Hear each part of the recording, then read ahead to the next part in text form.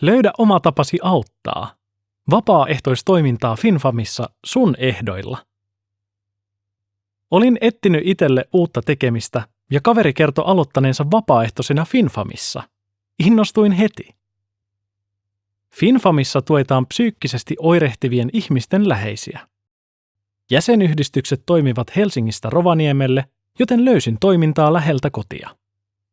Vapaaehtoisena voin itse päättää, minkä verran käytän aikaa, ja sain koulutuksen tehtävään. Olen päässyt myös mukaan ideoimaan uutta toimintaa. Tuntui tosi hyvältä auttaa muita ja sain kivaa tekemistä. Kokemuksesta on myös hyötyä opiskeluissa ja työelämässä. Haluatko mukaan? Löydä oman alueesi yhdistys ja ilmoittaudu vapaaehtoiseksi.